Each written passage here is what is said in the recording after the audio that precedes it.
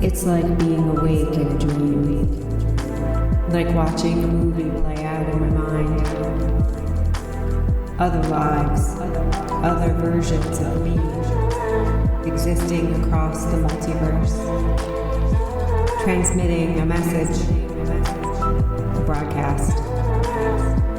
Do you remember?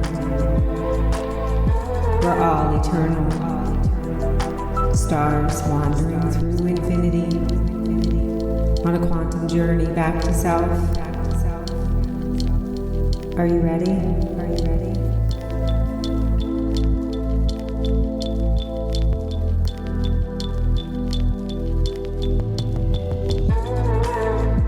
You are listening to Wandering Star Podcast. This is episode 12, Message in a Bottle. If you are joining us for the first time, we are glad that you found us and thank you for being here. It is important to note that each episode certainly stands alone as a wonderfully profound story. However, if you would like to have a deeper understanding, deeper experience, we invite you to listen to this podcast in order and allow yourself to join in the mystery as we follow the evolution of a single human being's soul to uncover the power and beauty that lies within each of us. Again, thank you for joining. Enjoy.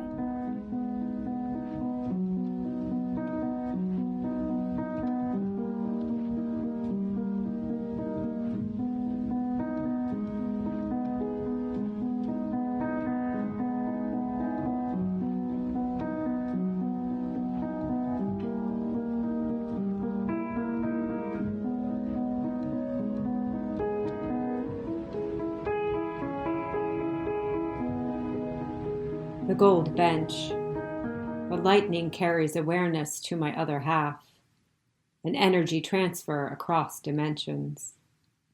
I wait on the grid. I see the soft golden glow of energetic pathways.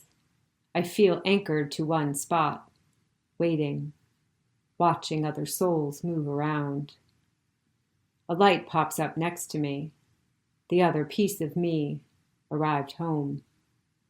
We move across the grid together, not as one, but two. We pause briefly, then blast off in opposite directions. I fall from the grid, gliding down the golden thread. I feel a large tree. A wide crown of narrow leaves rustles in the breeze.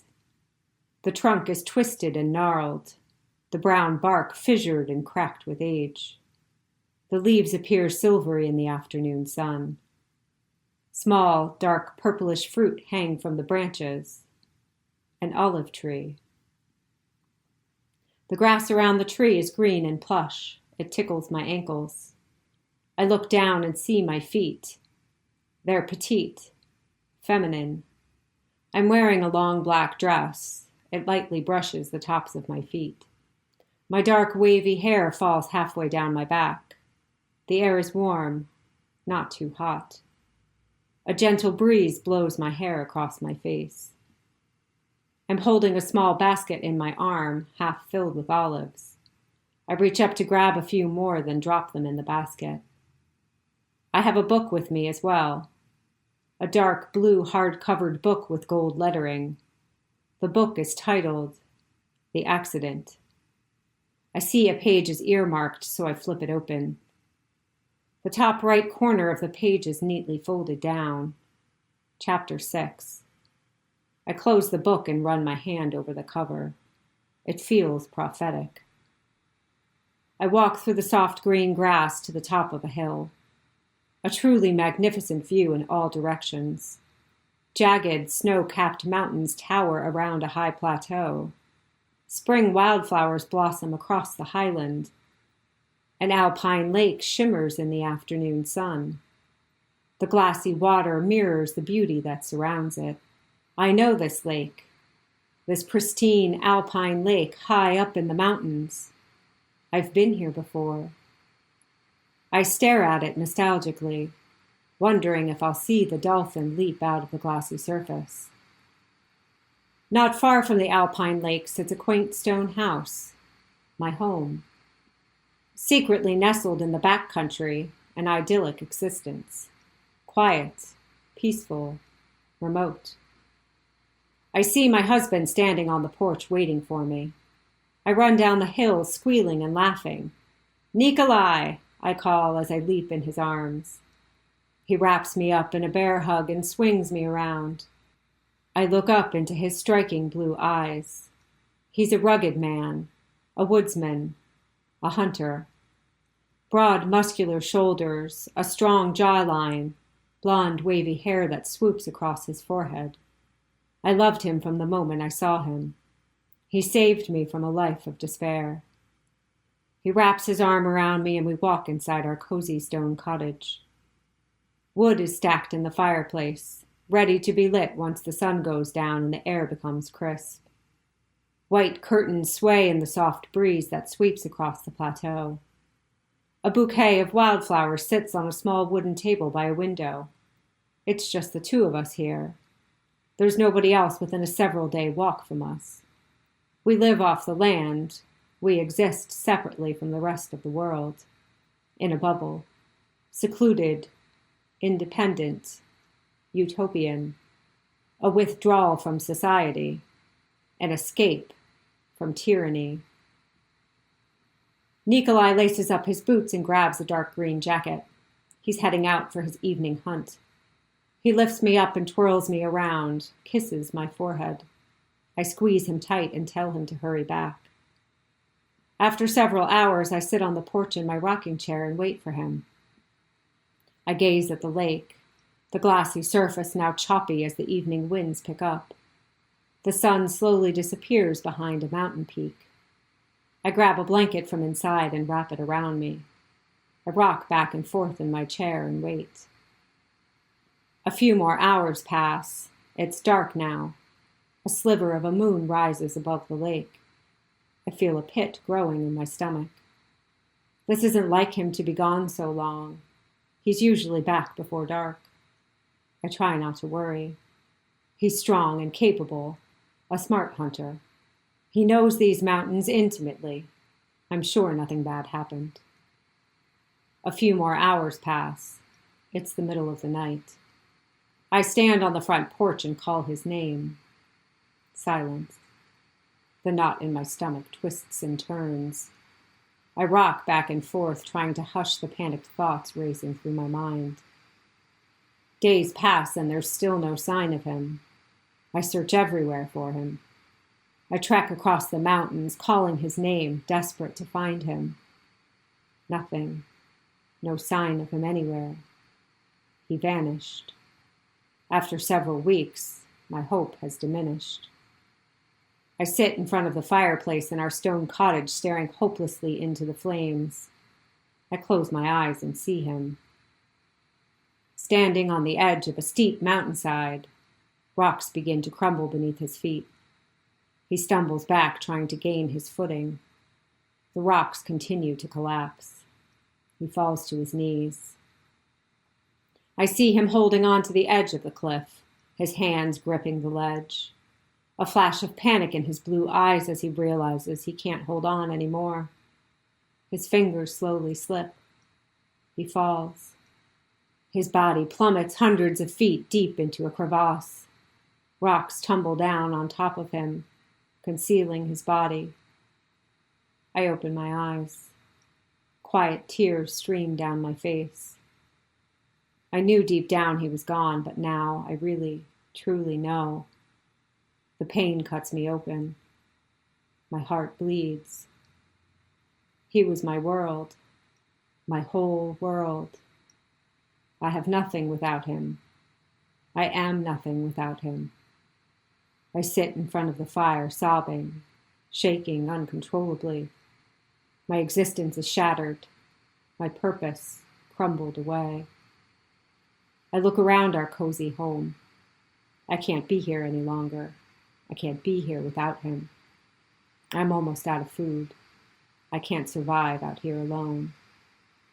A nervous tremor runs up my spine as I realize what this means. I must return to the belly of the beast. I pack a small black bag with extra clothes and food. I stand in the middle of our cottage and look around. It's too painful to be here any longer. I place a purple flower on the table and walk out the door. I trek across the plateau and look out at the mountains and the steep canyon I must descend to reach civilization. I'm wearing one of Nikolai's wool sweaters over my long dress. I inhale the scent of him and ask him to help guide me down safely. I've never crossed these mountains without him. After several days of hiking, I can finally see it. At the base of the mountains, a small village sits in a valley. The nervous tremor tiptoes up my spine. My stomach flips. I have no choice but to continue down. I pull a long, dark cloak out of my bag and put it on. It's a bit warm for such a heavy coat, but it's the best I can do to conceal my identity. I pull the hood down over my head. It's been over 10 years since I've been here. It looks exactly the same. I walk with my head down, quickly through the town. I need to get to the train station and get out of here as fast as I can. I hustle through the village, down the cobblestone streets, past the small shops that line the town center. I only look up once. I can't help it.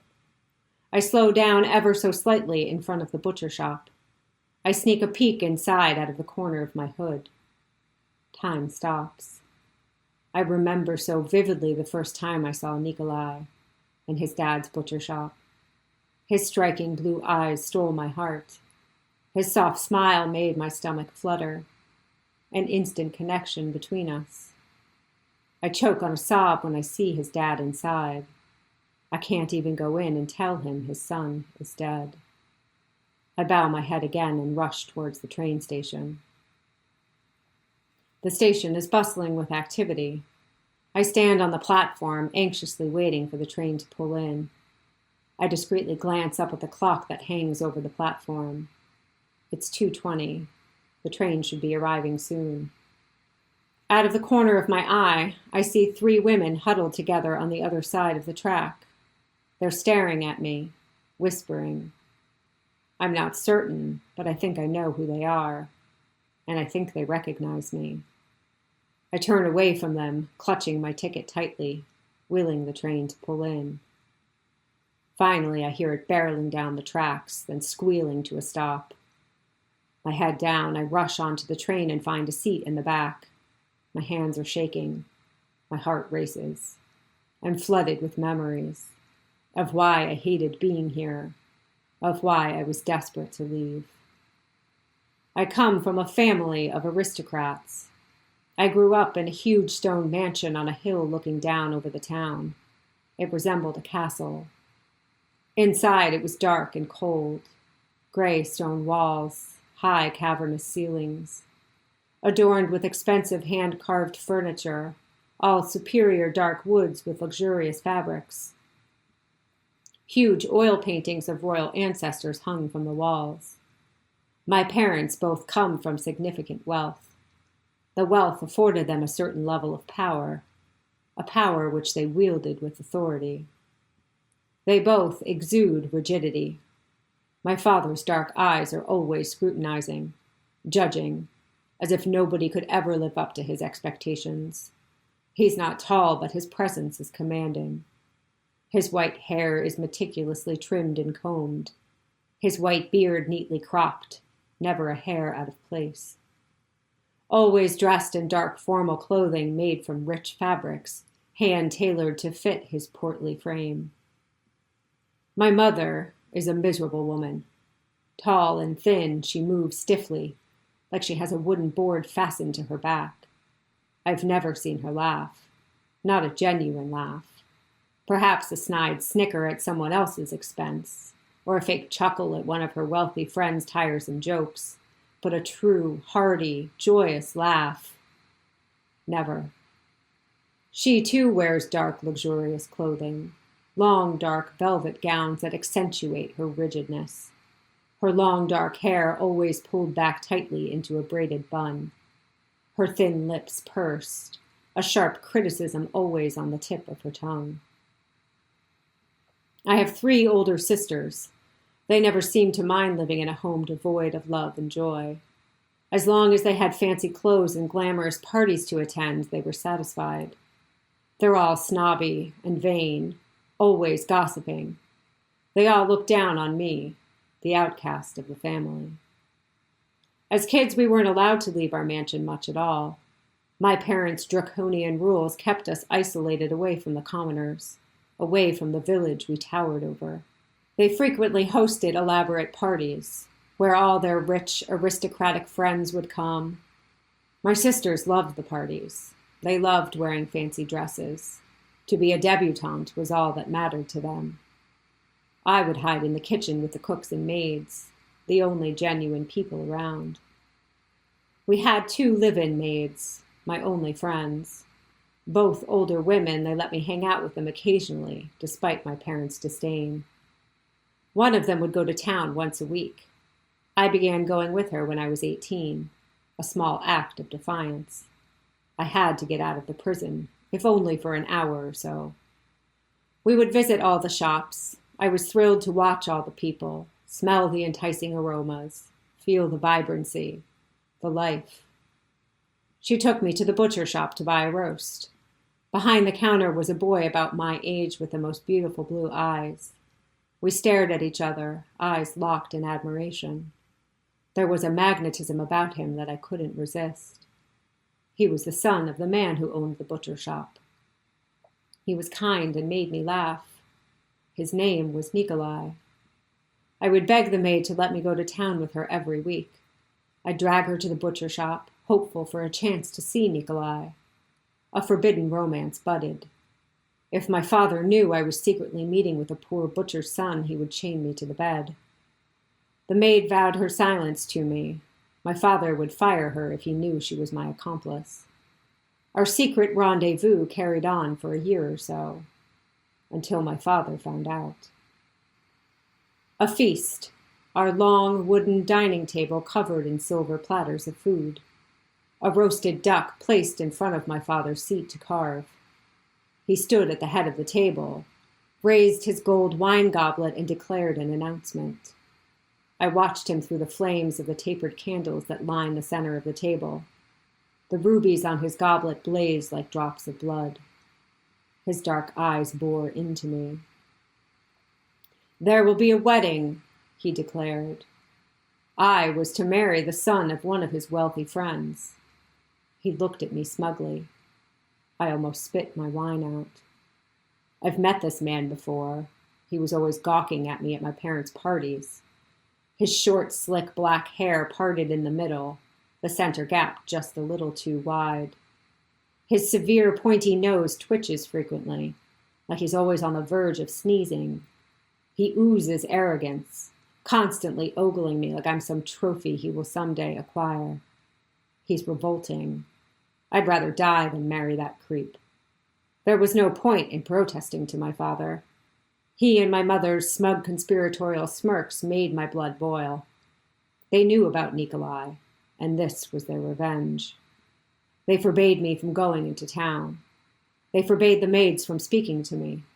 They banished me to my room except for meals.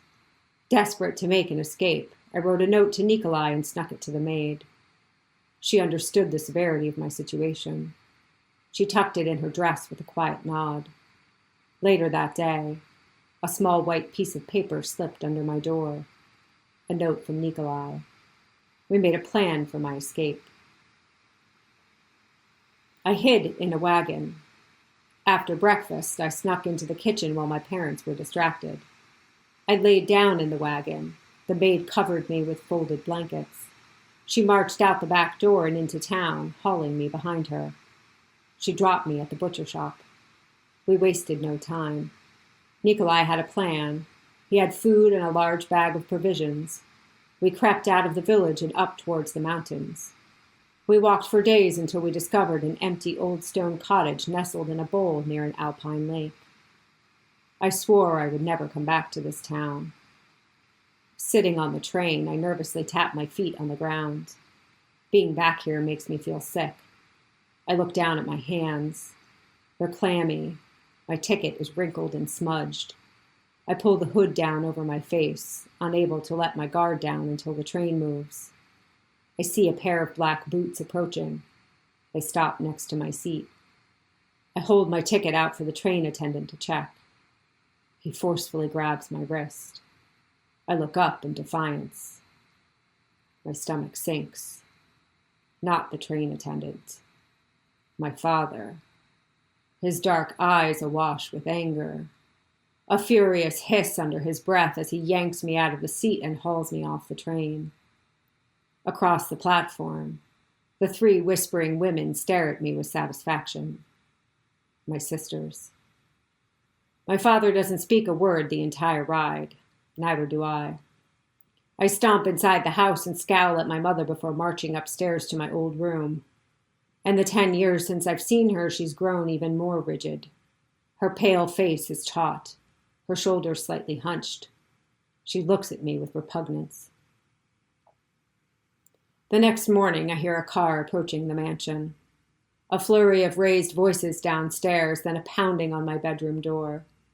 My father bellows for me to come out immediately. Knowing he'll break down the door if I don't, I open it and glare at him. He grabs my arm and drags me downstairs. A wave of nausea washes over me when I see him, standing in the foyer sucking up to my mother. She's gloriously eating it up. He turns to face me. His pointy nose twitches with gratification at the long-awaited acquisition of his trophy. I want to spit in his face. My dad throws me at him with disgust. He tells him to take me. He's had enough of me bringing shame to the family. Pointy Nose is all too eager to have me to himself. He shakes my father's hand and tightly grips my arm. I glare at my parents. They won't even look me in the eye. There are no words for the betrayal I feel. I leave in silence. I won't grant them the satisfaction of seeing me upset.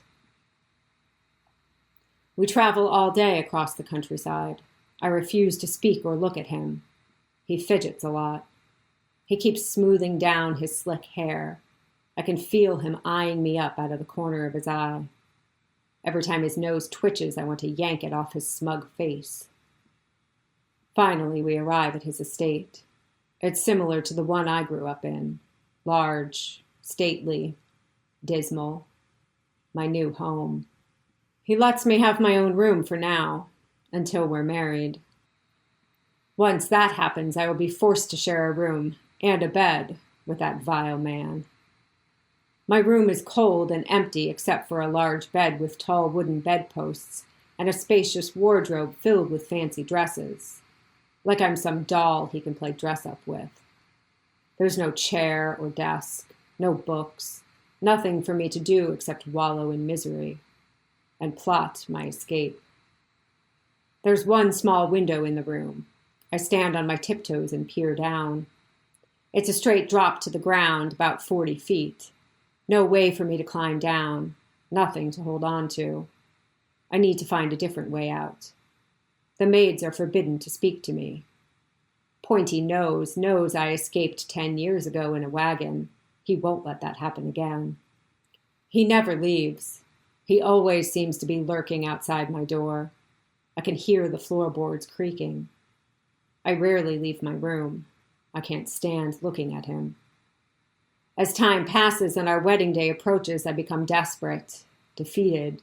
My hope begins to fade. I briefly contemplate throwing myself out the window. The anger and resolve comes back, and I vow to myself I will figure out a way out of here. I begin creeping out of my room, spying and eavesdropping on him. He spends a lot of time in the library, where he has a desk and a phone. He keeps a black bag under his desk. He always looks around before opening it. There must be something important stashed in there. I hear him telling one of the maids he's leaving for the day. My ears perk up. My one chance to escape. If he's gone, I might have a shot of getting out of here. I hear his driver pull the car to the front entrance. I'm perched upstairs, peeking out a window. Pointy Nose walks out, dressed in a wool black suit. He slides in the back seat, smooths down his slick hair.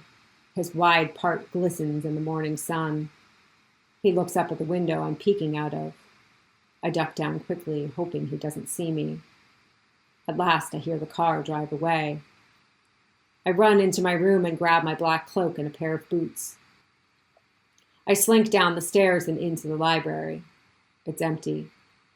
All the doors and windows in the mansion are locked. Pointy Nose has the only key. When I was spying on him, I discovered a small window in the corner of the library with no lock on it. It will be a tight squeeze. The window is short and narrow. I creep over to it and quietly push it open. Outside, storm clouds have moved in and now it's pouring rain.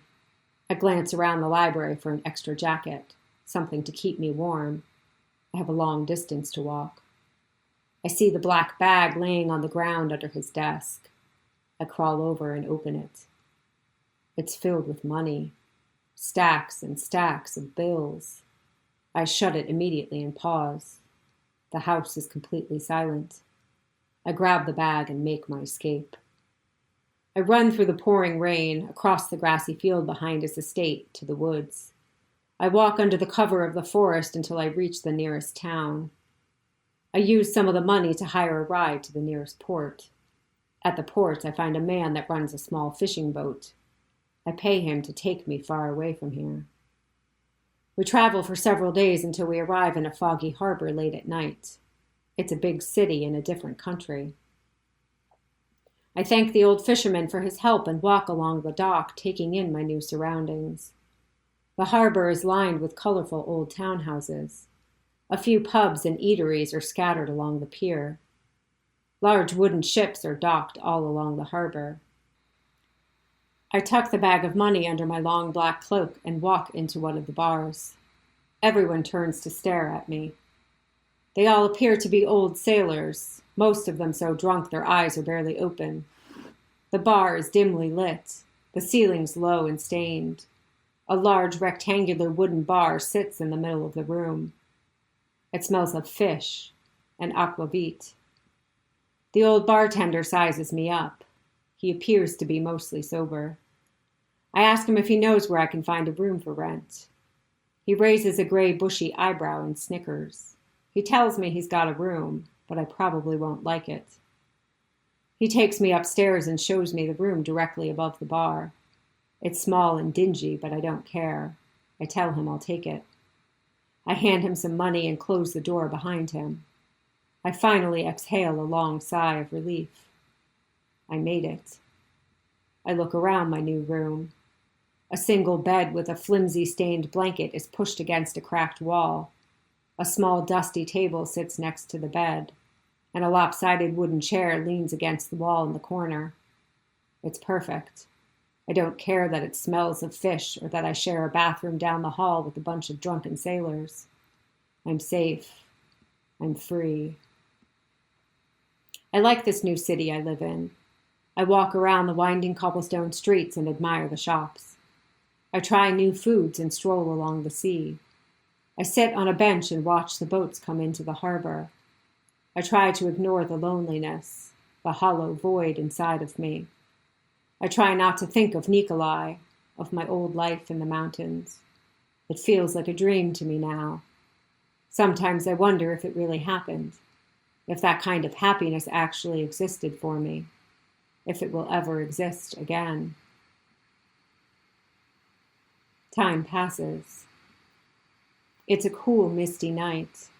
I'm walking down a cobblestone street. I pull the hood of my black cloak up over my head as the rain becomes more steady. I see something shiny out of the corner of my eye, on the ground between two cobblestones in the middle of the road. It captures my attention so suddenly, I'm instantly drawn to it. Without thinking, I leap into the street and bend over to pick it up. I hear the screeching before I notice the lights. It happens in a flash. The blinding lights, the screeching tires, the car slamming into me. I don't register what happened until I look up and see a man staring down at me. His blue eyes are fraught with concern. He's panicked, almost in tears, asking if I can move. I don't know. I move my arm slightly and howl in pain. I try moving my foot, but I can't even feel if I have a foot. I can't feel if I have legs. I begin to scream.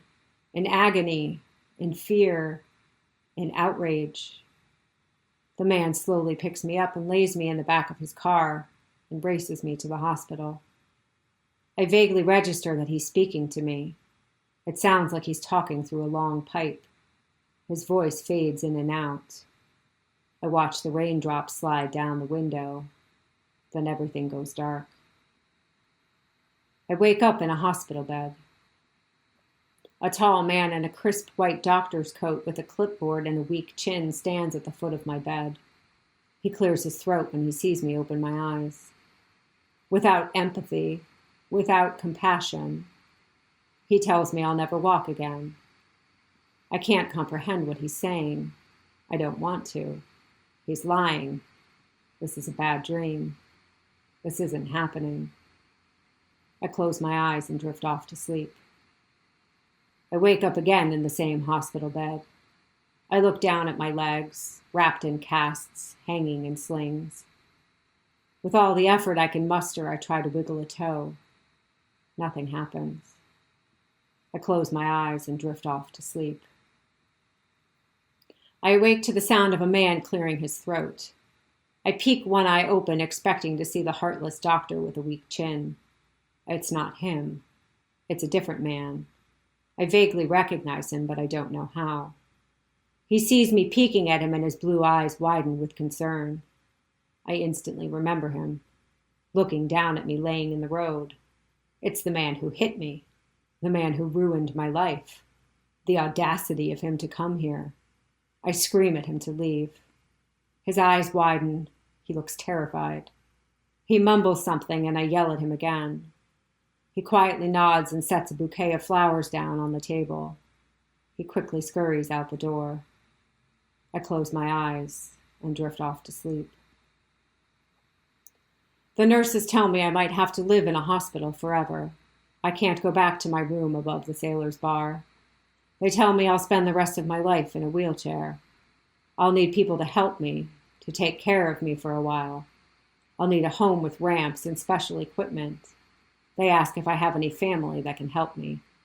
I shake my head no. I have no one. Several months pass by. A nurse comes into my room with a cheery grin. She tells me I can leave the hospital. There's been arrangements made for me to go live in a small house by the sea. Someone has paid for me to live in my own home, with ramps and all the special equipment I will need. I can't understand who would do this. Who even knows that I'm here, that I'll never walk again? And then it hits me. It must be him. The guilt is probably keeping him up at night. He thinks he can make everything right by buying me a home. His conscience will be clear if he doles out some charity to the woman he handicapped. I'm almost tempted to refuse out of bitterness and spite. But the thought of staying in this awful hospital any longer is dreadful. They tell me I can leave the following day. My new home sits right on the sea. I can wheel myself down a path to the water's edge. It's small but bright and airy. I can easily get around inside. When I arrive, the countertops are covered with food, wine, flowers, all tokens of guilt from the man who ruined my life. I'm tempted to throw it all away. Instead, I pour myself a huge glass of wine and pick at some of the food. I hear a light knock on the door. I wheel over and pull it open. His blue eyes are once again wide with concern and likely pity. He nervously runs his hand through his light brown hair. He has a scruffy beard and a slightly crooked smile. He asks if I'm okay, if I need anything, if there's anything he can do for me. I stare at him mutely, my eyes cutting into him like razor blades. In an icy tone, I tell him he can leave me alone and slam the door in his face. Every day I find some food in a basket sitting outside my door. Nice-looking assortments of meat and cheese, local fish and homemade rye bread. I know where it comes from. It's tempting, but I won't accept his pity offerings. I leave it outside untouched. He stops by often to check on me, intrudes my peaceful evenings by the sea. He's always asking if I need anything. He's always making sure I'm okay. I either ignore him or roughly tell him to leave.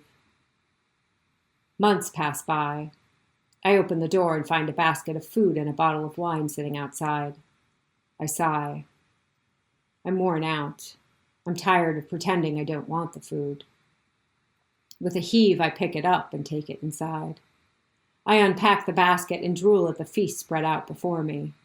I dig into it savagely, like a small child eating a cake. I finally let myself enjoy something. And now I can't refuse it. The food is the only bright spot in my day. I look forward to the delicious baskets of delicacies. Each one is different. I find myself peeking out the window, anxiously waiting for him to sneak up and place it outside my door. I wait for him to leave, then haul the basket inside and greedily unpack the contents. It's the highlight of my day, the highlight of my life. One night I let him sit with me by the sea. I'm bored and lonely. I listen to him nervously ramble on about his work, about his life. He works in the Round Tower Observatory. He tells me about the view from the top. He tells me there's a ramp all the way up to the lookout. Maybe he can take me someday. I look at him. His eyes seem kind and hopeful. Deep down, I know he means well. I know he's being genuine. But I tell myself it's all an act. He's acting out of pity, out of guilt. So I build a wall. I build 4 walls. I place myself in the center, alone. I look at him coldly and tell him to leave. We do this over and over again. He comes to see me. I let him stay. I catch myself enjoying his company, and I abruptly tell him to leave. It's safe behind these walls I build. There's nobody to hurt me but myself. Over time, I let him stay longer. I slowly feel as though he does want to be my friend. He makes me laugh. Sometimes I forget what he did to me. I forget that I'm handicapped. A fleeting moment of joy. And then reality hits me and I put up my walls and cruelly tell him to leave. Sometimes I resent him. He acts like he likes me, but he can't possibly like me. How could he? Look at me. I know he's only coming around because he feels bad for paralyzing me, because he feels sorry for me. He can't possibly like me. And there's a part of me that feels guilty spending time with him, like I'm betraying Nikolai. Like if I enjoy the company of another man, I'm erasing all of the years of bliss I spent with him. It feels treasonous. One night he comes to visit with a large feast. A beautiful roast chicken with all kinds of delicious side dishes. The smell is too good to resist. I let him in. He makes a beautiful spread of food on my kitchen table. He lights 2 red pillar candles and opens a bottle of wine. The food is sublime. I find myself relaxed, truly enjoying his company. I let myself forget the bitterness, the guilt, the self-loathing, blissful momentary amnesia. And then he places his hand gently over mine, a sensation both wonderful and terrifying.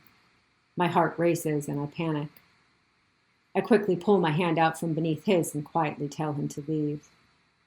He tells me he can't keep doing this. The hot, the cold. If I want him to leave, he'll leave, but he won't come back again. I can't even look at him. I blink, praying a tear doesn't escape. I look down at the floor and tell him to go. I can feel him staring at me. He tells me he loves me before walking out the door. Once I know he's gone, I burst into tears, a heavy sob that almost knocks me out of my chair. I can't fathom how or why he could love me. It seems impossible. Yet somehow I know he's telling the truth. I know it's not him that's the problem, it's me. I feel unlovable. I'm tormented with insecurities, disgusted with myself, my behavior, but I can't stop. I can't let myself be happy. I sit slumped in my chair, wallowing in self-pity and misery, quiet tears streaming down my cheeks. The next morning I open the door, hoping to find a basket from him. There's nothing there. I check day after day for weeks, but the baskets never appear. He finally did as I asked. He finally left me alone. I pushed away the only good thing in my life. I sink into a deep, dark depression. Many years pass by. I sit alone at a table in the old sailor's bar in the harbor. I come here often these days. Alcohol is my only friend. I stare into a pint of beer. It used to numb my pain. I used to be able to drown my sorrows in a sea of booze. Now it just reminds me of how pathetic I am. The door opens and my stomach lurches. It's him. I sit up in my chair, trying to collect myself, ready to flash him a smile. And then I see her. His hand reaches for her once she follows him in the door. Her hair is silky black, her pouty lips ruby red. She walks with a confident sway. My heart sinks. I look down, hoping he doesn't see me. He strides over to my table and gives me a warm smile. I don't even want to look at him. I nod meekly. He introduces me to his beautiful wife as his old friend. She looks at me with sympathy. I want to crawl out of my skin. At last they go sit at another table and I wheel myself out the door. I race home in the rain, tears running down my face, snot dripping from my nose. Inside I grab anything that will break and smash it on the ground. Plates, glasses, teacups. I watch them break into pieces and scatter all over the floor. Through the window, I see the moon shining down on the sea.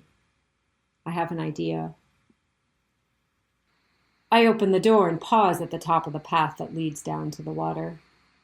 I gather all the strength I have within me and wheel myself down the path as fast as I can. At the bottom, I throw myself out of the chair into the water. But the water isn't deep enough to drown me. Instead, I lay in a heap on the water's edge, cold, shivering, unable to move. I can't even do this right. I feel it all rise, like a volcano ready to erupt. The bitterness, the self-loathing, the guilt, the anger, the lonely despair. I feel it rise and then I let it all out in wretched wails, half screaming, half sobbing. I lay in the frigid water, violently shaking. I hear someone behind me, lifting my chair up. I feel someone touching my shoulder. I feel hands beneath me, gently lifting me up, helping me into my chair. I know it's him, but I can't bear to look at him. The shame, the embarrassment at him finding me here, a pathetic, sobbing mess. He wheels me up into my home. Broken glass covers the floor in the kitchen. Another wave of raw humiliation washes over me. Just go, I say quietly. I can feel him staring at me. I can't look at him. I tell him to leave again, this time firmly, with a hint of venom.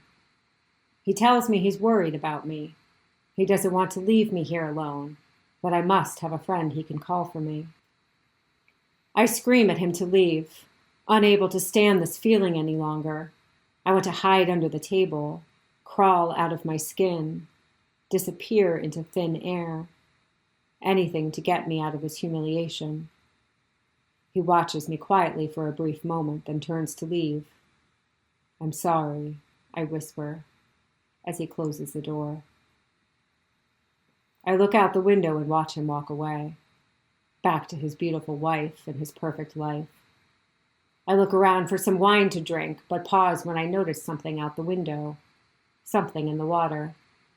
The moonlight shines down like a spotlight, revealing an object floating near the water's edge. It looks like a bottle.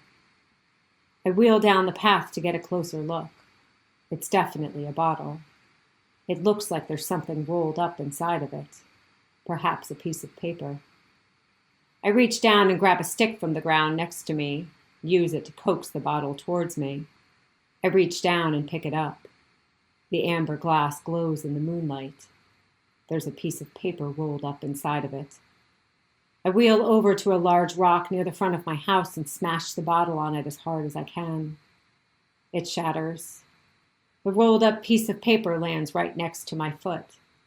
I bend over in my chair and reach down, my fingers just barely able to grasp it.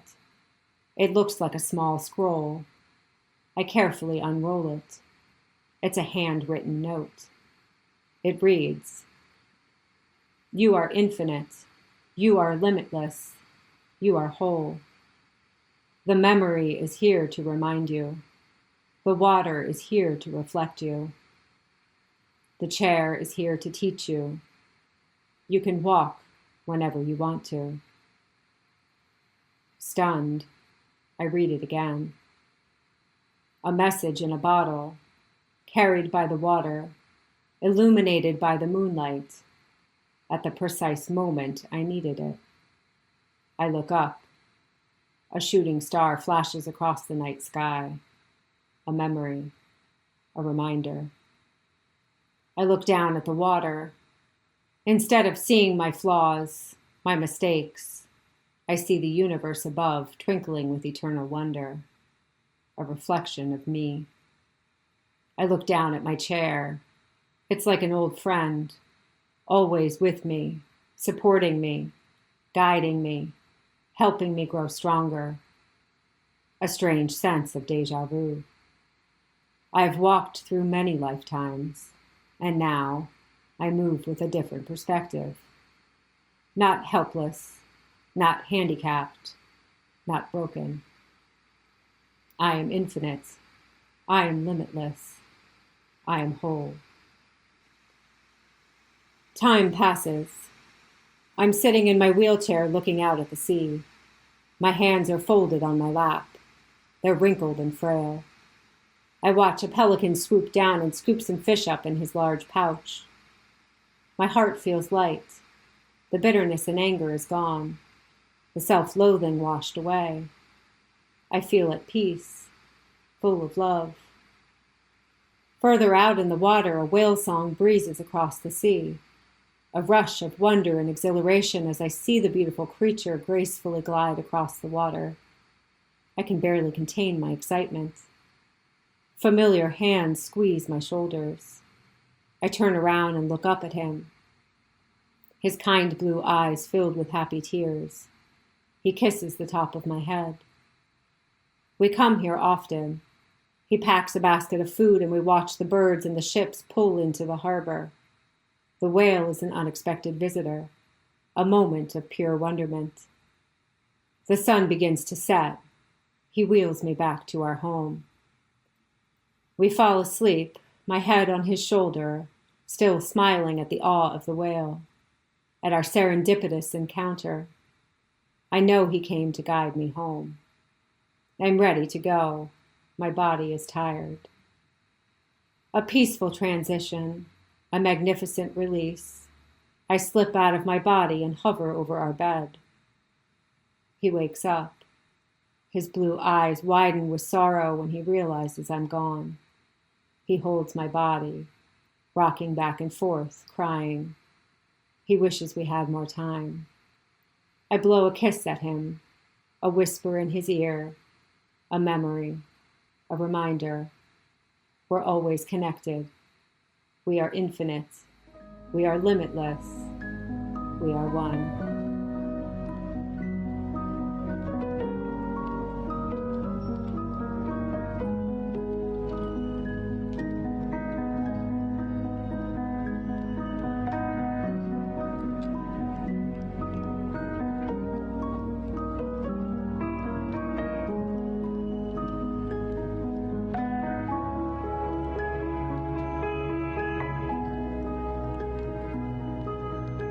And we're back. I'm Keisha. I am the facilitator and guide during these quantum healing hypnosis sessions, and I'm joined by my co-host Hillary. She is the writer, narrator, and experiencer of these stories that you've been listening to. Welcome, everyone. Episode 12. Oh my gosh, I believe it's we're crazy. already close to the end. It's crazy. I know. I know. This is a really crazy story. Wouldn't you agree? Yeah. Yes, we say that every time, but Every time. I know, but they all are in their own beautiful ways. Another very intricate story, that was coming through with tons of details, lots of layers, and just a really long, beautiful experience, really, this one was. We did this one and we did the last one in the same day. Mm-hmm. Remember that? I do remember very clearly. We did 2 in one day. Yeah. And I was really feeling it afterwards, like physically, emotionally, mentally. I was exhausted, and it was kind of just like my head was spinning when we were done because there was so much to process. Because this one and, of course, the last one are 2 that are pretty deep. But let's just take it from the beginning here. When I came into this one, I remember seeing that big tree I was telling you about. And it was unclear to me whether or not it was an olive tree at first. I was sort of going back and forth with like, I don't know if they're nuts or olives or what. And then when I was describing like the base of the tree, then that's when it kind of became more apparent that it was, in fact, an olive tree. And just like on this side of a hill, mountain or whatever by itself. And I'm just like picking olives like barefoot with this long dress on, and there was like some very serious Sound of Music vibes happening in this beginning part. That's like exactly what I picture, was just like I could just grab my basket of olives and like frolic across the green grass of this like beautiful alpine, whatever mountainous area I was in. And I mean, it was like stunning. Do you want to mention real quick the symbolism of the olive tree? Do you want me to, can I share that real quick? Go ahead. Yeah, please do. Yeah. So the olive tree is, first and foremost, is peace, I think, is what most people would, recognize the olive. Right. Tree. An olive branch, yes. So peace and friendship are super, super significant. And it's also, the olive tree is also like cleansing, healing, richness, but definitely peace and friendship and reconciliation are very much symbolic of the olive tree, which I think is quite beautiful in the beginning of starting this one off this way. Yeah, absolutely. Mm-hmm. And it was interesting that I pretty quickly realized that I'm holding a book. I've got another book shows up in this one. And it was really funny because you're like, okay, well, is there a title on the book? What, does it say anything on the front? And I looked down and I said, yeah, it says The Accident on the front in these like thick, like etched gold letters into it. Mm-hmm. And then you said something like, can you open it up and read something? And all I could see was just this page and it just said chapter 6. Right.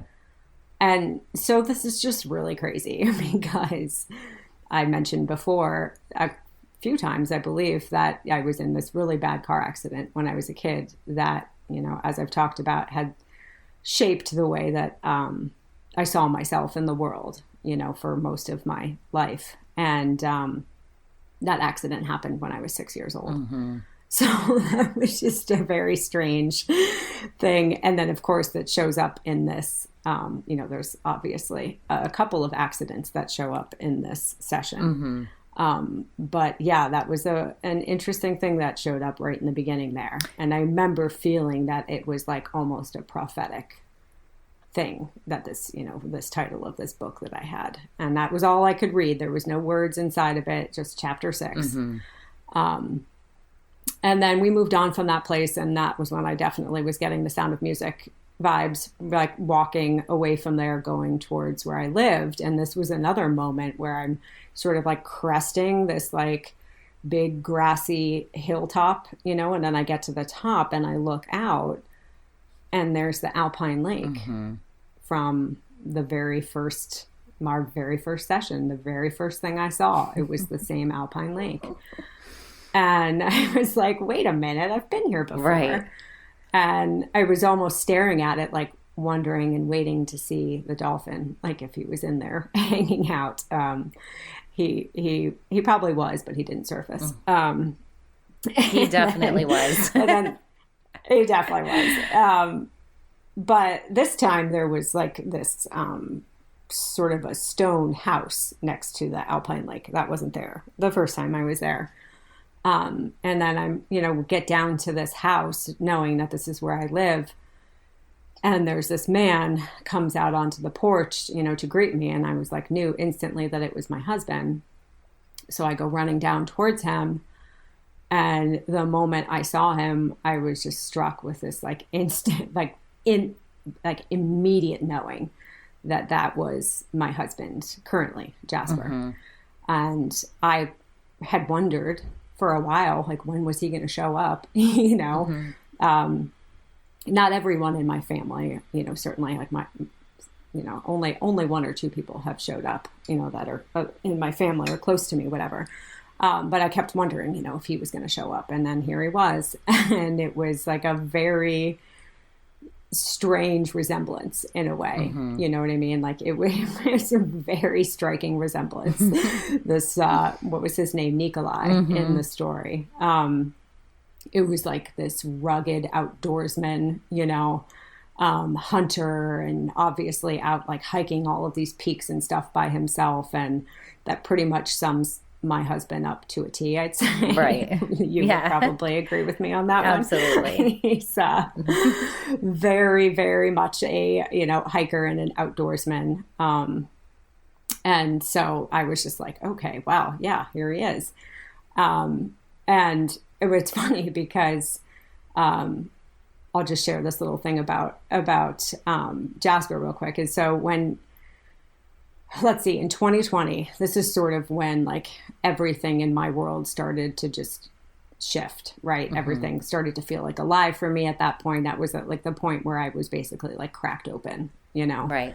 And so that happened at a time when I was living at home alone because my husband and his one son, his younger son, Cody, were hiking the Appalachian Trail. And so they were gone for like 6 months. And before they left, I remember having those like, he's like the guy that I would trust to go out and do like survivalist stuff, mm-hmm. On his own. But you always have that thing in the back of your head, like, you're going to be out living in the woods for 6 months. There was like that slight worry in the back of my head, mm-hmm. and then seeing that in this one where he like fell off that cliff was a little bit jarring. Yeah. But, it was, I think that there is significance in this all happening at this point in my life in 2020 when I was alone, mm-hmm. right? Because so he is gone. My house is empty. It's just me and Walter mm-hmm. and my dog living there for 6 months by myself as all of this stuff is starting to happen to me. And I think that was actually a really good thing because I didn't really know what was going on. So it gave me that space to sort of like move through it. Yeah. For a while before starting to like reach out and talk to some people about it because I truly was like, what the hell is happening? I had no idea. But I think that was like the timing of that is obviously no coincidence mm-hmm. that all happened when he was away. But anyways, in this particular story, right? So we have this fantastic life. I'm telling you, he's like, this was a moment again, where I'm not just telling you about this relationship and having no feeling mm-hmm. about it, like some of the previous relationships that I had experienced in some of the earlier stories that we shared. Mm-hmm. This one was like, I could really feel mm-hmm. that love. Yeah. I could truly feel it. And then he goes out for a hunt and doesn't come back. Mm-hmm. And so, in the story, I was like, obviously devastated. I'm just like looking all over for him and there's absolutely no sign of him. And then I do one of those things where I think you in the session were like, well, you can go find out what happened. Why don't you go do that? Mm-hmm. And so then I can see that sequence of events happening where he's like on this cliff and he, the rocks start to crumble beneath his feet and he falls. Mm-hmm. This is the first accident. And then this is the first, yes, here we are at the first accident. And so there, there goes, I had this perfect life, right? This perfect, beautiful life up in this beautiful place. I mean, certainly like there was nobody else around, but I seemed to really enjoy that in this life. That wasn't an issue for me. I obviously had left my, the town, the people that I was around growing up, for a reason. So yeah, this like beautiful life that I have just comes crashing down around me, and then forced to go back and face the tyranny of my father again. So I think it's interesting and something to note too, that like my dad in this life, that man carries the same energy as the the governor, that I killed in that one life, and the big pirate, and that guy that keeps popping up over and over again. Right. Well, he shows up again here, but it's a slightly different reaction that I have to him. It's almost just this, like, he was just in my way. Do you know what I mean? It wasn't like I didn't feel like he had a certain level of control over me, of course, when I was a kid, because I had to live there, but then it was just kind of like, I don't know. He was there, but he was just kind of like a roadblock. Do you know what I mean? Yeah. It was a shift. And I just wanted to get away from him. So I thought that was interesting. Like after that last one where I finally killed that governor and felt like I had, set myself free from that energy once and for all. It's like, well, he shows up again, but I'm just kind of like, whatever. You're just a pain in the ass. Right. It was that kind of an attitude that I had towards him. And then, so then I'm back having to deal with my family and that awful man with the twitchy nose and a really wide part. It's just like, again, this another like gross creep that shows up, that I'm just like trying to get away from, which I successfully did, of course. And finally, escape his claws, his grip, and then wind up in this new area, this new country. Definitely felt like a new country from where I was before. Definitely felt like I was still somewhere in Europe. And then then the second accident happens. And this was like really in the moment telling you this. I remember, I can see so clearly. I'm like walking down this cobblestone street, and it's dark and it's raining, and just like out of nowhere, suddenly there's just this little shiny object in the middle of the road, and it's like that, and it really caught my eye and was like, I had to go for it. I didn't pay attention to anything that was happening. It was just like I zoned in on that thing and went for it. Yeah. And I think it's interesting that's like, I obviously didn't need money, right? Like I'd stolen all that money from the twitchy nose guy. Yeah. Which is something I find really interesting, is I think that's the first time that you stole, you were on that side, like where you stole that money. And this is the first, like, so this is the first time you stole money or anything that I can remember. And then this shiny object catches your attention, which is really interesting. Right, exactly. Like, and almost when I see it in my mind, it's just like this like super shiny copper penny, like a really shiny brand new penny. Yeah. And it's like, why would I go lunging out into the middle of the street for a penny when I've got, this bag of cash that I stole from Twitchy Nose? Yeah, I didn't feel like it was even like the fact that it was probably a coin or money. It was just the shine of it, like the sparkle of it, more than the value of it. Right. Right. Exactly. Yeah. Yeah. It felt like that too when you were in that moment. It wasn't like, it was the shine, the light from whatever, the sparkle. Right. That's what caught my eye, and that's what made me just like go for it. And then the next thing you know, I'm basically run over by this guy.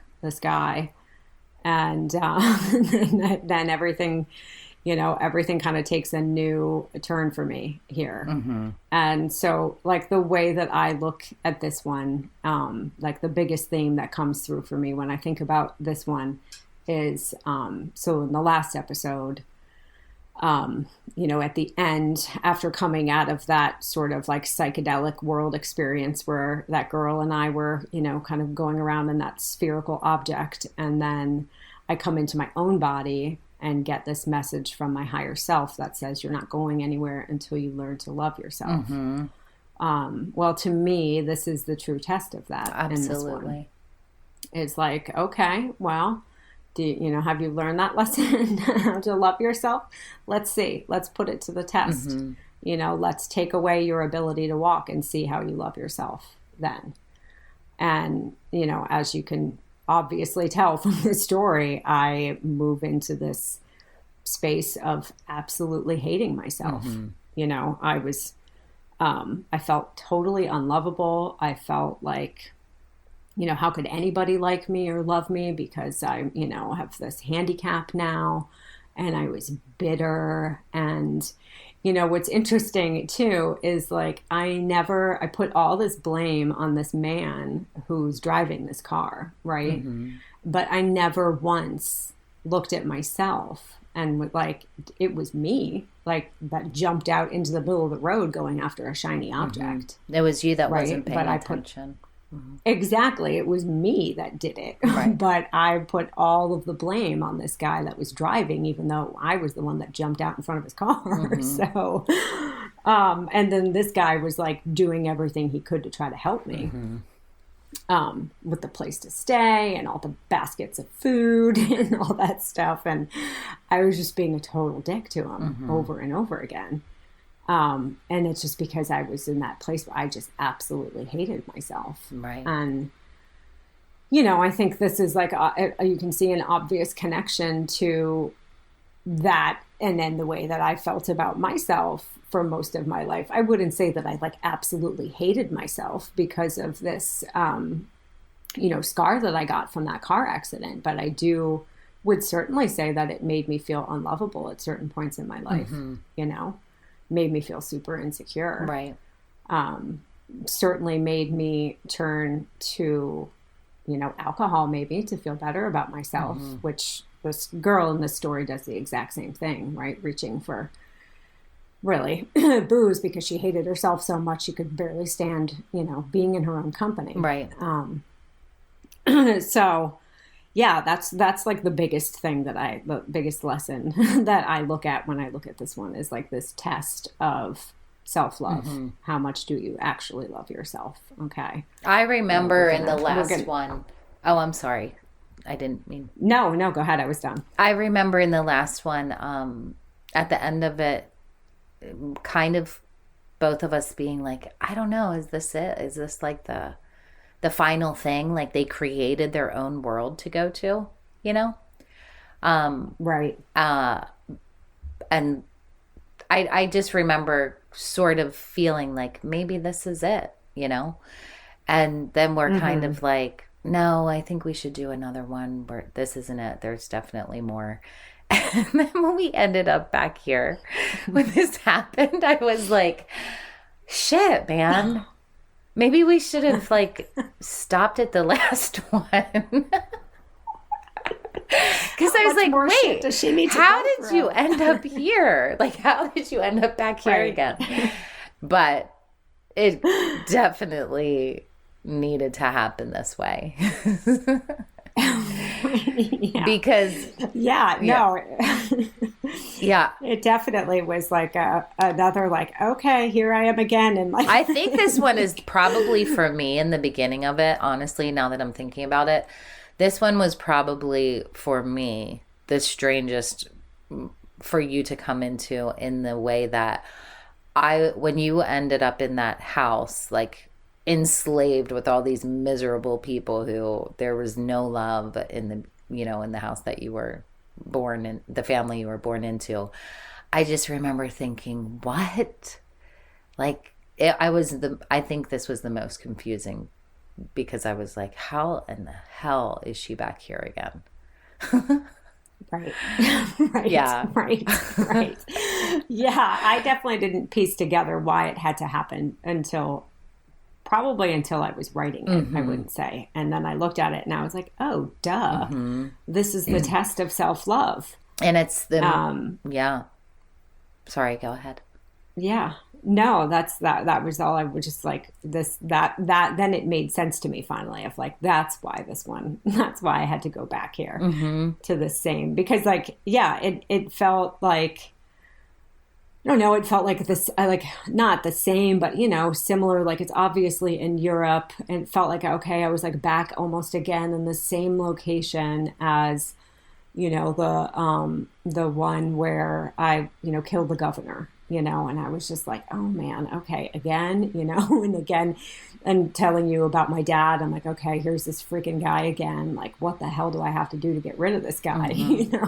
But he definitely didn't have the power over me in this one that he had in previous experiences, previous sessions. I remember with this one, I was like, it just made so much sense to me at one point where it truly was that the lesson that I gained from this one was that which cripples you saves you, and how real that actually is. It is like all throughout all of these experiences, and every single one of them, you can find that truth when it comes to love, because that is love, and so there are that is always true with love.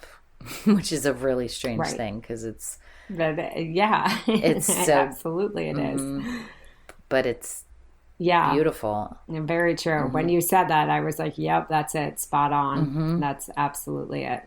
Yeah And when you were talking about the family too, that growing up in that with that family that was like rigid, and it like, I remember thinking about this when I was writing it, and the thought struck me again too. It's like, it seems like in a lot of these, it's like I come from some kind of family that has a fair amount of money in several of these, and it's like, but those are the families that are the most, like the most empty, right? The most like devoid of love, and which is interesting, because like when I was a kid, like I wouldn't say that we were like super poor or anything, but there was a few years there where my mom, my parents split up, and my mom was like going back she went back to school. She was a philosophy major, and I think she realized fairly quickly that she was not making much money off of that. And so she went back when we were young, and to become an engineer. Right. And so she's putting herself through like night school, and she's working like, I don't even know, like 3 or 4 jobs. I mean, the poor woman was like, around the clock going hard. And so, then this is back in the 80s too, so it was basically like my older sister, who was like maybe 10 at the time, was like the one in charge, and we just kind of like had free reign for a lot of those nights and stuff. But I remember like having thoughts when I was that age where it was like, I had to wear like the ugly, like knockoff Kmart, whatever sneakers and stuff. And like everybody else had whatever, like, brand was on trend at the time. And, you can always tell the Kmart knockoffs, right? Like you're not fooling anybody with those. The chunky white sneakers. The chunky white sneakers. Yeah. And so I remember always having this like desire when I was young that like I always wished that I came from a really wealthy family or something like that. And then having these experiences, it's like, looking at those families, it's like, we may not have had money, but I've absolutely lived in a house of, full of love. So, I don't know why that thought just popped into my head. Yeah, that's beautiful though. That desire when I was a kid, to always wishing that we were wealthy, and then having these experiences where it's like, those were the homes. And I'm not saying, of course, that like everybody that grows up in a wealthy home is devoid of joy, of course, but, looking at it in these experiences, it's like, there's a lot of times where I come in and I'm like, yeah, this family's wealthy, but it's like a total disaster, And those sisters, like those sisters were absolutely like those horrible sisters from Cinderella. That's how I pictured them. I'm talking about. Yeah. Yes. Yes, they were terrible. And so, yeah, 100% needed to get the hell out of there. And the man with the twitchy nose did carry some man with the long nose vibes from that other story with the governor as well. Yeah. There seemed to be an energetic connection there. But yeah, so then, okay, let's go back to, then I'm in this, so I've basically become paralyzed and, obviously am pissed off at the world, hate myself, hate the man who hit me, right? Don't want him to be my friend. Don't want him to come around at all until I do, essentially, until I get to the point where I think I was just like so lonely. Right. And, at first I remember like, as I'm telling you this in the session and I listened to it and then I'm writing the story, it was like, I had a feeling, at first where it was like, oh, he just feels bad for me. Right. It's this like pitying thing. And it was like, that feeling of pity was like the worst feeling that I could imagine almost. Do you know what I mean? Where it was just like, just get away from me. I don't want your pity. Right. And so there was definitely a feeling in the beginning that was the only reason why he was like, got me that house and was bringing me all these nice baskets of food and stuff. Cause I was just like, this dude ruined my life. And of course he feels guilty and he pities me. So that's why he's doing all this. And then the more we started, chit-chatting or whatever, I let him like hang around and chat, I started getting the feeling that actually maybe he did just like want to be my friend. Maybe there was this genuine feeling that he had that he actually might have liked me, but then it was like that that thought in my head that, like, no, you're unlovable, you're unlikable, like all he's doing is feeling sorry for you, like you need to get this man out of here. It was just this like constant battle within me. And then we I finally let him hang out for a while and then basically do what I did over and over again, where I just like eventually, push this person away, because I couldn't stand myself. And then once he does and he gets married, then I'm just like seething, and embarrassed, really pissed. Yeah. Oh God, so embarrassed. The whole moment too, where it was like in that sailor's bar and he comes in with his wife and I see them and I was just like, crawling out of my skin, that kind of a feeling, Yeah. And because it was like when he introduced the wife and she looked at me, I felt that same pity. Yeah. And it was just that feeling of wanting to crawl out of my skin, like, get me the hell out of here. Yeah, I remember the emotion in that moment so clearly, like from that point forward, where it was like, I felt like you were, like I could hear even in your voice slightly that you were almost even embarrassed to tell me what was happening. And maybe like shame. There was a ton of guilt because you realized that you made a mistake, and by denying him, and it was just all of that was so thick in the air in that moment. And yeah, there was also a lot of guilt, I remember too, coming from me when I was like entertaining the idea of even like being friends with him and hanging out with him, because I felt like I was betraying your husband, betraying Nikolai. Yeah. Like, because he was the great love of my life, that I couldn't even be friends with another man. Yeah. Because I would be betraying. Yeah. This is the first time you really had, that I can remember that you had those types of emotions, isn't it? Oh, 100%. Yeah. Yeah. Yeah. Yeah. This whole sequence that happens there was just filled with like so much self-loathing, so much guilt and regret. All of that stuff. Too. I can't find in any of them. I can't think of any right now where you felt any of those things. Like, no matter what you did or what you experienced and all of those things before, there wasn't like a lingering regret, for example. Like, I'm thinking of Mirror Mirror, where you did regret not killing the man the first time, but it was like such a brief moment where you were like, shit, I should have done that before, or whatever. But there was none of this, like you said, like self-loathing, deep, like saturated with that didn't happen until now.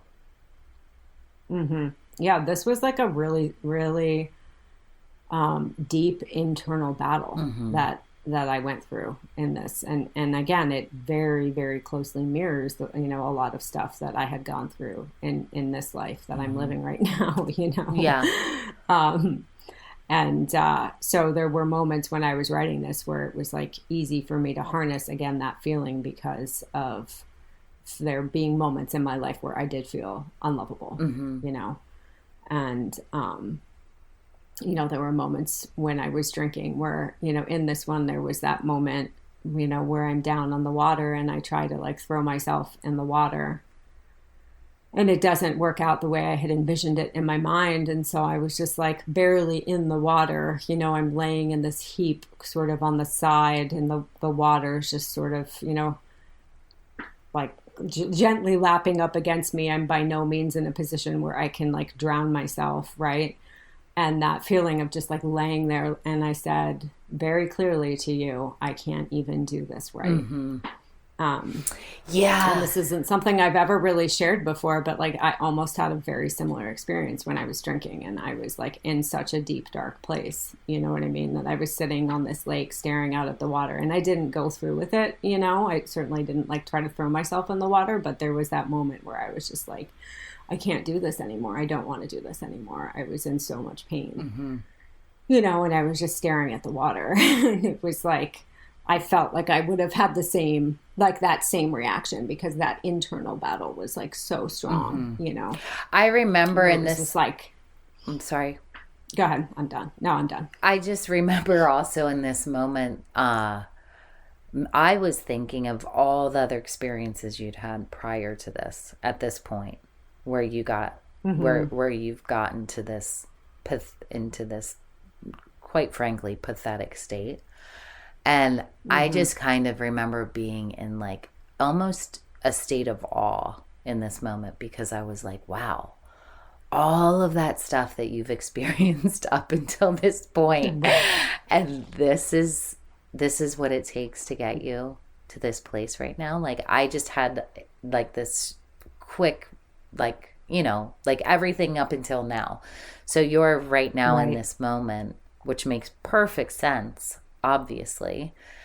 But from my perspective of putting all of these experiences together up until this point, I was like, wow, like it was such an awakening to me of how when we are focused on only this one lifetime and our own little lives, and everything that seems like all there is, this seems like all there is in the moment. And there's so much more happening all the time within us, everywhere, all the time.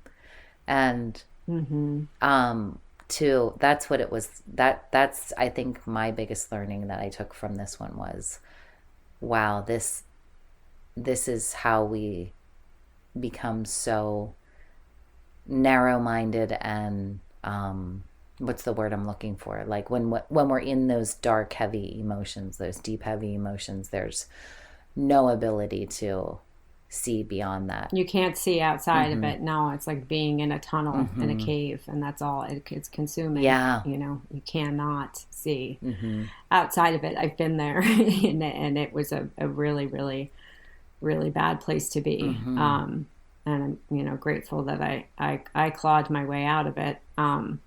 But I remember it clearly, and I give a lot of love to that version of me, I give lots and lots of love and gratitude, for those pieces of me that went through all of that. They got me to where I am today.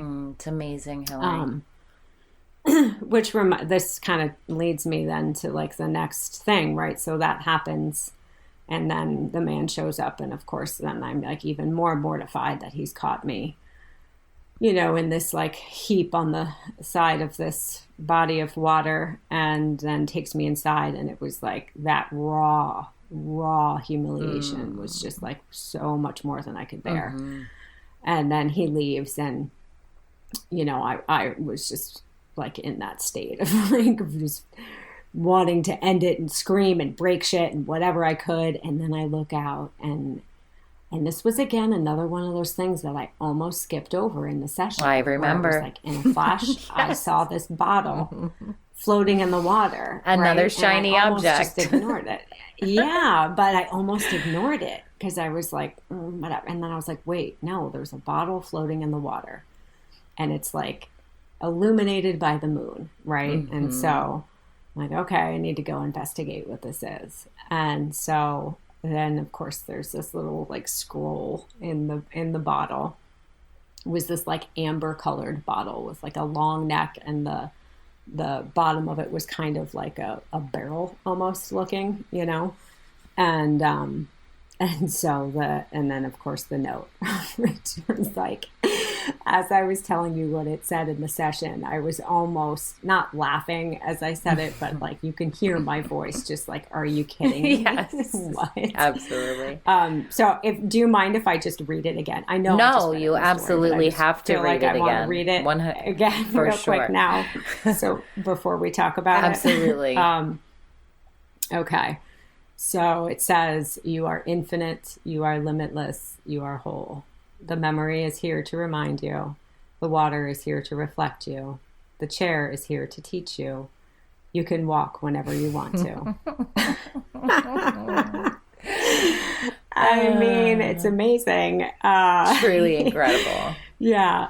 Just this thing that I almost dismissed, brings this profound message, of course. I just have to add this one little thing really quickly. Like, it is true, because it is that which cripples you saved you. So in the shiny object distracted you and crippled you. Right. But then this is, again, not a shiny necessarily object, but you were seeing the reflection of this from the moon, the light of the moon. And so it was the light of it that caught your attention, the light reflecting off of it. Yeah. And so it's like, now this is, and you almost overlooked it, probably in part because you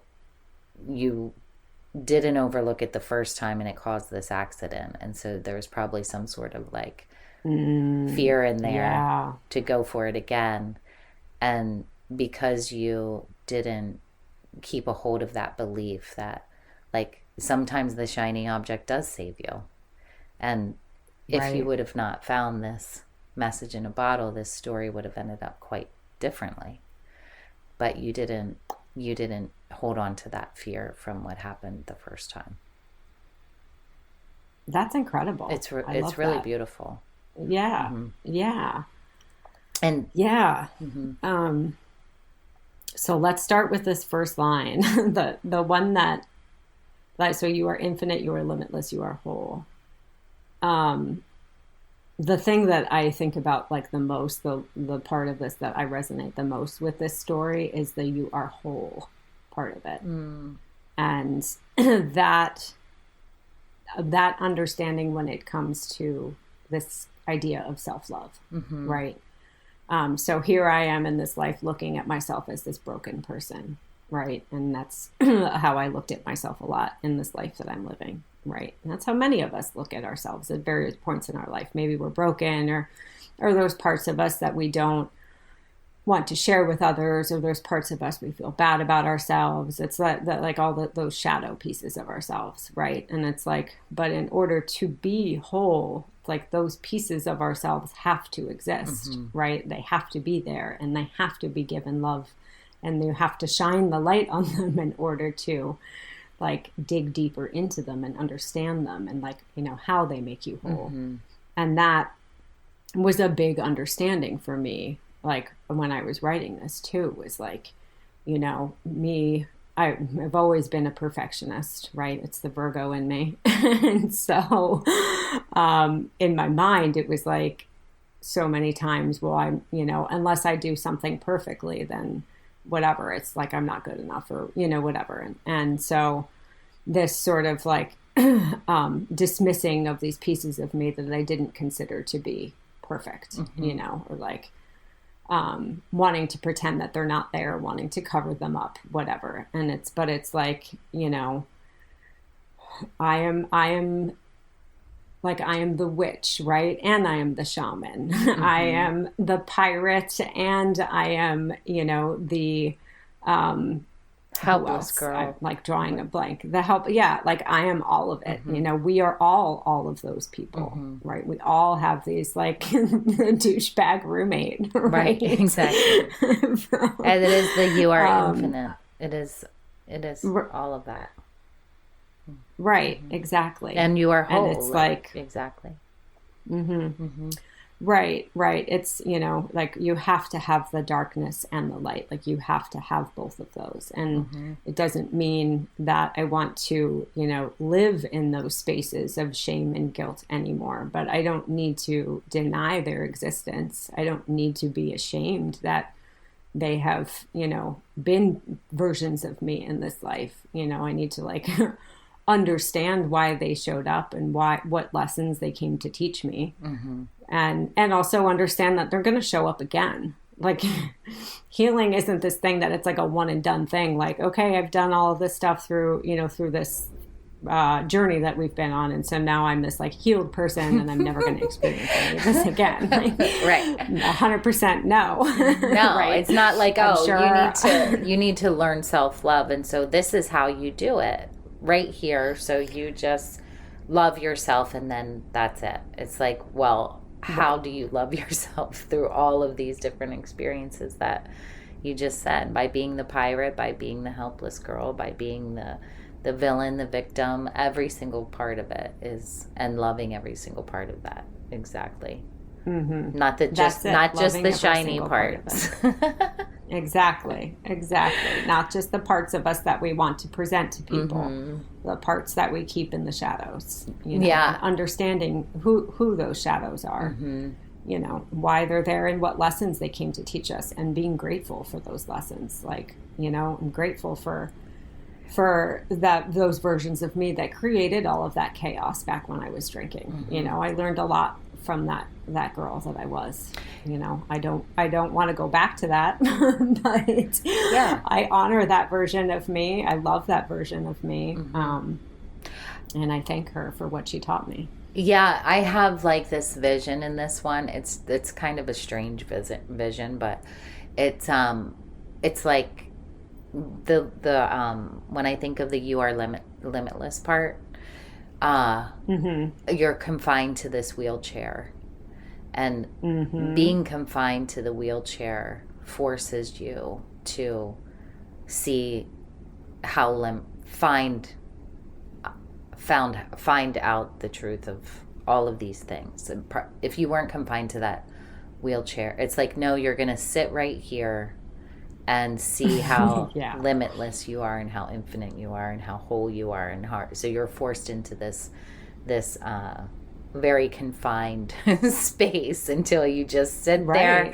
And so when I was thinking about it recently, it was like I saw you almost as like this figure in this wheelchair, but kind of like a castle shape. I don't know how to explain it. It was like I saw your body almost like a castle with all these different rooms and like facets and windows, and but like in a human form almost.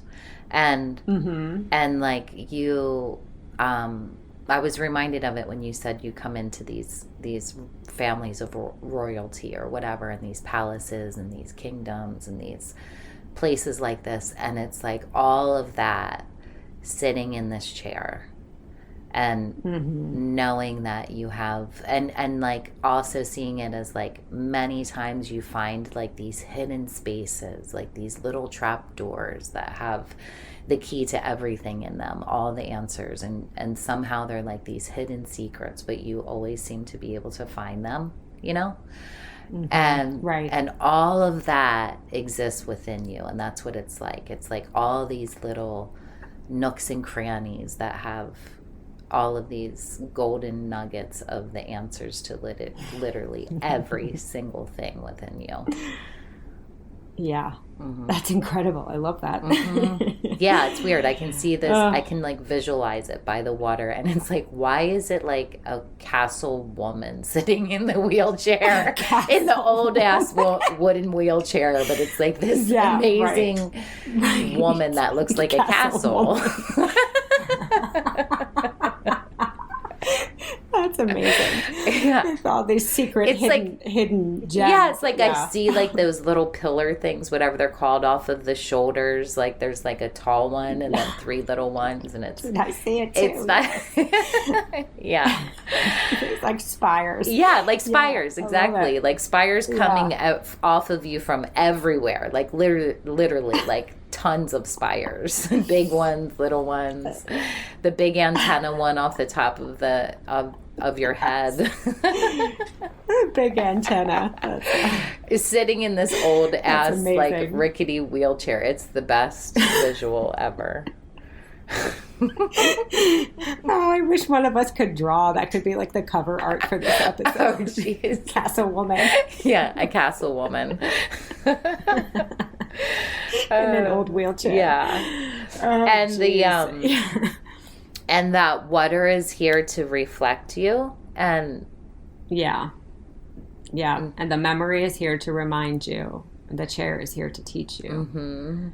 You can walk whenever you want to. Yeah. That one is that's a good one right there. Yeah, it's a good one. You can walk whenever you want to. So yeah, I look at that as like, the state of mind. Like when I said that and then like thinking about it, like I didn't interpret it as like, oh, if I just sit here long enough, I can will myself into like actually using my legs again. Sure, maybe I could. Who knows? I wouldn't say I couldn't, but it's like that mindset, right?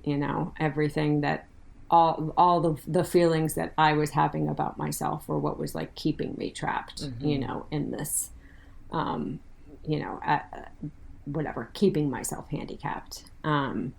And it was all me that was like, I was the one that couldn't get past this thing about myself. Like nobody else probably gave a shit about it but me, right? Which is, again, drawing a line of connection to myself in this life. But it's like, you're the one that's keeping yourself down. You can do whatever you want. You're the one that's holding yourself back. That's the way that I interpreted that. Yeah. And it's like, again, I think this line isn't from this one, but this just popped into my head. And I think it's pretty spot on for this right now, is that in the last one, when I was talking about self-love, I referred to it as the key to every cage. Right. And so like, to me, that's what this is. Like the chair is here to teach me this lesson about self-love. Right. And if I learn that, and if I can actually truly love myself, even without the use of my legs, even though I have to sit in this chair that has done nothing but support me. Right. Yeah. It's amazing. That self-love is the key that sets me free, yeah. That's it. Pretty incredible. It's really incredible. Pretty incredible. So obviously that was like the turning point in the story for me. Once I was given that message, then after that, things kind of shifted, and then we moved ahead in the story.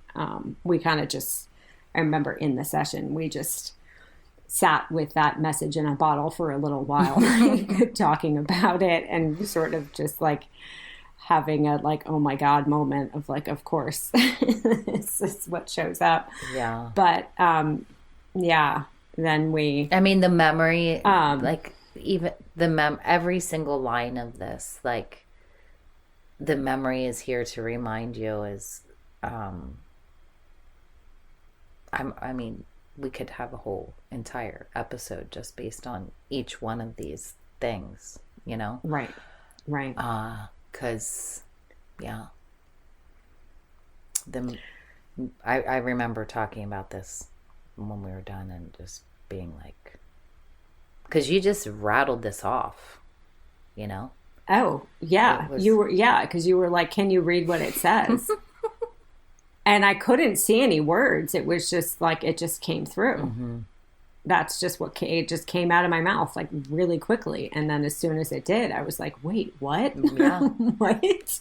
Yeah. Yeah. It was really, really, really incredible.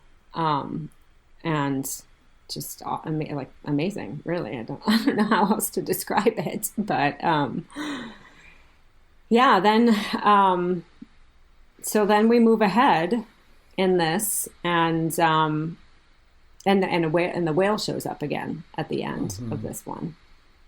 And then I was with that same man, right? And the interesting thing here again with this is like, I couldn't figure out who that guy was. And then it was like, oh my God, it's like the lighthouse worker again. This guy keeps showing up, this lighthouse worker. And so I think like the last time we talked about the lighthouse worker, we were just like, you know, not really having any, like, okay, so the first time he shows up, he's my grandfather. And then he shows up again when we sort of came back like full circle, you know, with the pirate life thing as the old man. And then they, you know, die and the two lights go up, become one. And so it was like, well, who is this lighthouse worker, right? My grandfather? Just I couldn't figure it out. And then he shows up again in this one.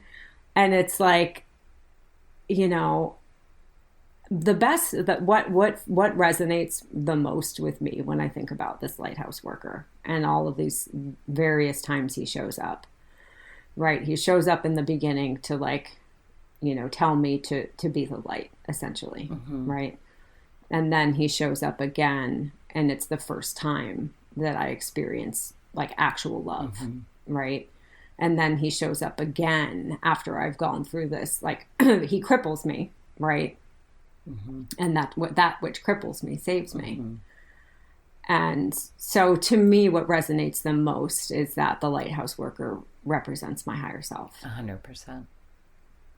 And that's, yeah. And just even I mean, yeah, your higher self and an expression of that, of love. And so all of these people, how I interpret what you just said is that all of these people that are reflecting this expression of love back to you are all of these things, all reminding you of all of these things, all also of this message in this bottle, is that they're reminding you, they're the memory to remind you all of these things, that you are infinite, that we are all infinite, that there are no boundaries, we are limitless, and love is an expression, and the water is here to reflect you. Like, we are made of mostly water, and we all are a reflection of one another. And when that expression of love is, when we allow that, when we are open and able and to receive it, it is what we do for one another, is allow us to connect to our own higher selves, so that we can see that and be that for one another also.